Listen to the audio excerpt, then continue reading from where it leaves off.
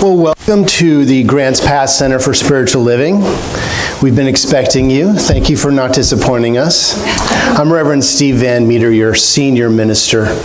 And the July theme is Revealing Wholeness, a consciousness of healing.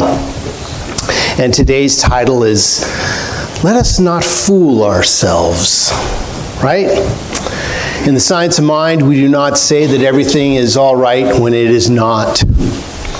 We do not say that there is peace when there is no peace, but rather we try to discover what is wrong and why we don't have peace. We do not say that people are not sick or poor or unhappy. We ask why these things should be if the original cause of all human challenges are harmony, perfect, radiant being. That's from Ernest Holmes in The Science of Mind, page 252. So let us not fool ourselves. Sometimes in some teachings we say, oh, everything's perfect, everything's fine. It's all God, which it is. But sometimes we might be putting whipped cream on a challenging situation. Oh, let's just deny that it's there. Let's just not look that way. Well, we must look at it firmly in the face and call it for what it is. But we must look underneath it and look at what it truly is. If we believe that everything is God, there's not a spot where God is not, then whatever challenges you're walking through are part of God too. This is from Can We Talk to God by Ernest Holmes. So when we say that our body is a spiritual body, we are not saying that we have no eyes or we have no feet or we have no stomach. These things are all included in the spiritual system. God's world is not a world of illusion, but of realities. The illusion is not in the thing, but in the way we look at the thing. Everything is as real as it is supposed to be. You know, let's not hammer ourselves over the head with our metaphysical hammers. You know, oh, it's all good, it's all fine. The one practicing must be able to look a fact in the face and know that all manifestations are effects. Everything in the world, this is a world of effects. It's all because of the direction we've been thinking or what we've subconsciously been attracting to us. So how do we change that attraction? How do we start to attract peace and harmony and abundance into our life when maybe we're not experiencing that? Let's not fool ourselves in thinking, well, if I just can deny it enough, it will go away. We need to address it, and I would ask you to look at the challenge or whatever you're walking through and ask it, what is your message? What do I need to know from this? And listen to what it says to you. It may be saying something that you may have not been looking at. There's a difference between recognizing the circumstances on the human plane of existence and then claiming the spiritual truth as opposed to refusing to recognize the human experience completely and saying everything is perfect. When any thinking person can see for themselves that in this moment everything is not perfect. Denial is not just a river in Egypt.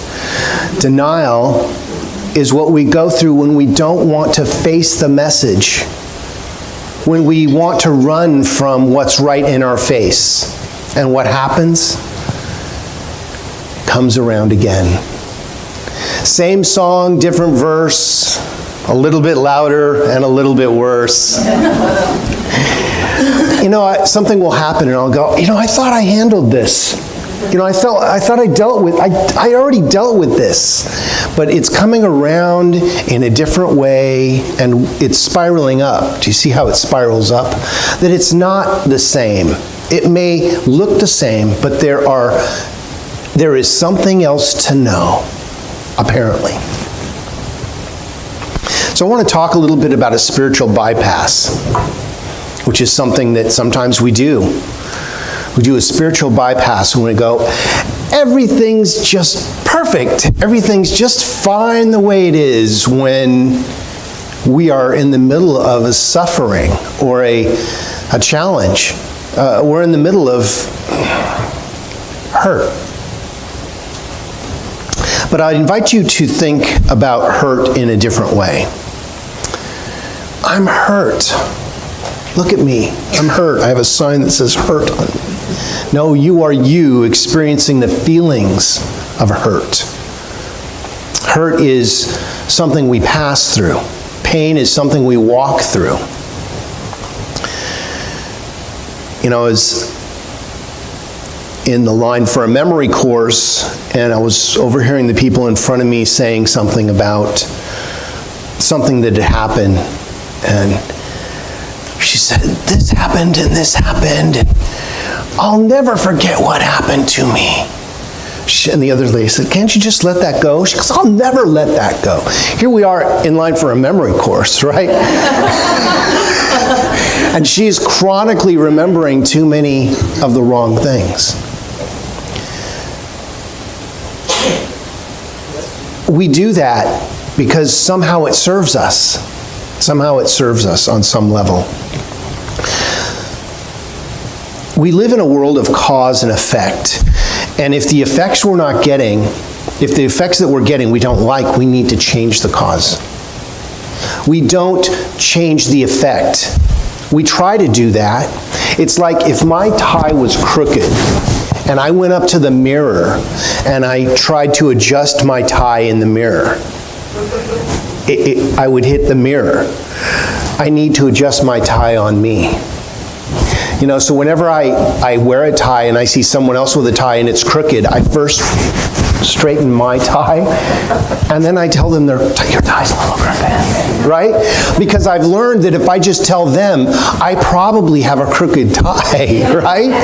It's something that we need to look at in life. We are limited by nothing but our belief. Our belief keeps us bound to our challenges or free to express. And it's up to us to choose. And again, let's not fool ourselves when we're bound to a challenge. How can you tell if you're bound to a challenge? Well, is it serially repeating in your life? It's always them. They always do it to me, If it wasn't for them, I'd be okay. They always do it to me. Always. Those people. They're out to get me, right? If we believe that there is a power and a presence greater than our condition and a law that operates perfectly for everyone alike, then we would apply the teachings of the science of mind to create a different experience than the one we are currently in. We need to change our perception. We have a perception problem. It's just like in the world, there's not any lack of anything. There's a distribution problem, right? We have a lot of it over here, but they want to hang on to it. And the people over there have nothing and they don't know how to get it, right? It's a distribution challenge. And we're in the midst of working that out. We are dealing with an impersonal principle. It will operate for one just as quickly for another because it is law. Dare to speak and to know that what you speak is the law unto the things spoken, regardless of what the condition is that exists. We must look past the challenge, not to deny it, but not to give it any more power. If we just pretend that it's not there, and think that it's going to evaporate and go away on its own, we're misguided. We're not using this power in the right way. In practicing spiritual mind healing, we must turn entirely away from the condition. Again, not to deny it. But if energy flows where our attention goes, we're holding our challenges in place by remembering them. We're not working through them. We must take it to the next level. So imagine what it would look like if your challenge was not there. If it was completely healed. Again, this isn't denying it, it's seeing it rightly. What is the message that your challenge is bringing you? What is the story behind your situation? You know, sometimes, I've had some therapy and they want to take me back to my childhood and talk about what my mom did. And I have found out some interesting things through that process. But what I love about this teaching is that when we learn those things, we don't have to stay there. Is that we get to move through it. Is that we get to go, you know what? Whatever happened to each one of us was perfect in that moment. Now, I don't want to minimize any challenging situation that you may have walked through, but this is not to diminish any hurt that you may have, because it's yours. You experienced it. But there is something there for you. There is something powerful there that's trying to get our attention to identify. And once we identify what it is, the messenger goes away. This is how the body dissolves challenges within it when the message has been received. If we continue to take aspirin for the headache and not address why we're having the headache, you can only take so much aspirin. I've found that out. You can only take so many things to ease your pain. You must find the cause, release the cause, and look to the message. Ernest Holmes says that if we walk into a hospital room and see a sick person, turn around and walk out. We must be able to see the spiritual perfection even in the appearance of illness, lack, or limitation. This is one of the paradoxes in our teaching. We must honor the experience that is out picturing in the physical universe and know the truth of the situation.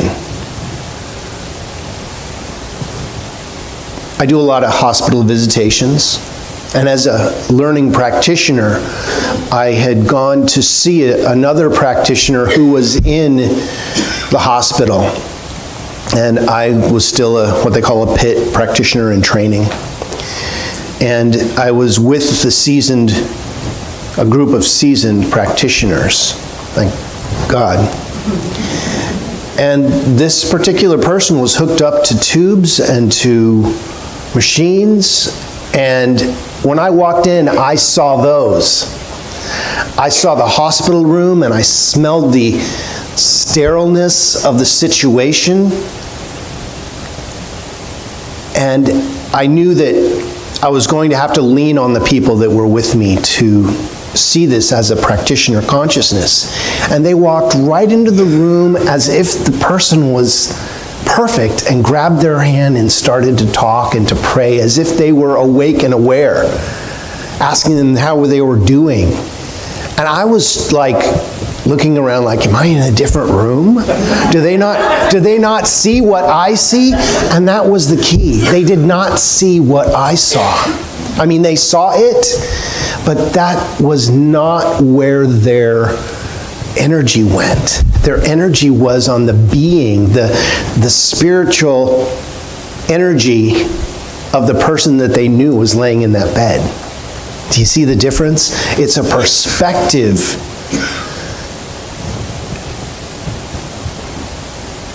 So when we walk into the hospital rooms of our life, or maybe the hospital room walks into your life. It's okay to see the machines, but don't get swayed by the appearance. There is something else going on that is metaphysical that we need to see. Again, we don't deny that this is happening, but we don't give that particular situation the energy of our attention. So I'm reminded of I guess you could call it a story. This beggar is wanting some food, and he sees a woman by the side of the stream who has a small bag of items, and he says, "I'm hungry, can you give me something to eat?" And she opens up her bag and goes through it and takes some stuff out to look for the food that she knows she has. And while doing that, she takes out a large gem that is very expensive, that could probably support someone and their family for lifetimes. And she puts it aside, and he says, "I want that." And she says, you want the gem?" He says, "Yes." And she picks it up and gives it to him. And he goes on his way. And the next day, he comes back, and he gives her the gem back. And she says, what's this about?" He says, "I want something greater than this gem." She says, "What could that be?" And he says, "I want what is within you that allowed you to give me that gem. How precious it is to give." So we all have gems within us. And we step out into the world looking for our good, and it's right within us all the time. You don't have to look very far. But in this world of appearance, we've been taught that if you want to get a job, you go out there and get one, and create a family, and put yourself through college. Go out there and find yourself. And it's all right here. Everything out there is pointing you back to yourself. All the teachings, all the higher teachings are saying, go within. And the lower teachings are saying, go without. So let's not fool ourselves in thinking that it's out there somewhere. In quantum physics, we learn that there's no out there out there. It's all in here. There is not us and it. It is all one. But we have all agreed that this world of appearance will be where we play on this plane of existence. We've all agreed that we're going to not be able to float around the universe because we've decided to be in these spacesuits, these bodies. As my dad, my guru, says, the body is a place where the soul parks itself for an instant in eternity. For an instant in eternity. I'm like, Dad, this is a long instant. He says, I know, it seems that way, but it's not. He said, string your lives together like a string of pearls, and then turn and look at it this way, and it's all one. I was like, ooh, I got to think about that, Dad, hang on. Way overload. So in conclusion, let's not fool ourselves. We are spiritual beings having a human experience, and we are human beings having a spiritual experience all at the same time. However trite that may sound, It is the truth of our experience here on this plane of existence that we call Earth. We cannot separate our human experience from the truth of our divinity any more than we can separate our divinity from our humanness. For whatever reason, we are anchored into this for the run of this thing called life. And none of us are going to get out alive, although all of us never die. We never were born. We just transition into a new experience. This glove may pass away, but the hand within it is eternal. All that we are, both human and divine, make up our reality. One does not erase the other. Perfect God, perfect man, perfect being. Let's not fool ourselves. We cannot separate one from the other, and so it is. Thank you. Well, let's follow our teaching and let's pray. Let's remember that there is a power. So I invite you to bring to the forefront of your consciousness whatever you believe the power of the universe is to you. You can take a soft focus on the candles or the flowers, or the wonderful mural behind me. But let's remember that there is something wonderful happening right here and right now. Each one of us gets to decide what that is. But there is a way that it works. I know that each one of us is a divine expression of the power of the universe made manifest on this plane of existence. And that power is embedded within each one of us. It is our very breath. It is how we think. So I speak a word for anyone anywhere who has asked for prayer, written or verbal or spoken, typed, or perhaps in the subconscious regions of our mind we've just said, God, please help me. So I now activate that power. Now knowing that something wonderful is happening by means of each one of us, that there is a connection that is being made. There is a power that unfolds itself naturally, perfectly, in every moment. And as we look to that power, as we look to know the truth, as we discover that wonderful essence behind all life, we see ourselves. I may not know what you're walking through, but I know that God does. And as we activate that power of healing right here and right now, we allow it to grow within each one of us. Anyone who is seeking a healing or a revealing of the truth, who chooses to know this truth, I know is blessed with that harmony and that unity of the universe. So I say thank you. Thank you, divine, loving energy of all life, for giving us this time, this space, and this place to express. For whatever is going on, as we move our thinking to whatever we believe the energy of life and God is to us individually, whatever challenges may have been, we thank the infinite for its message.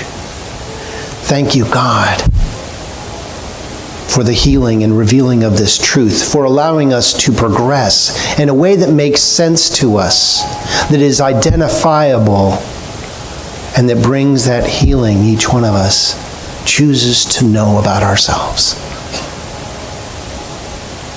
So again, I just give great thanks for the truckloads of good that are happening for each one of us right here and right now. and we let go. We completely release this into the living, loving law of mind, where we know it returns to us filled to overflowing with blessings in a way that makes sense, brings peace, joy, and harmony into our lives. As we let it go, we bless it by affirming together by saying, "And so it is." Amen.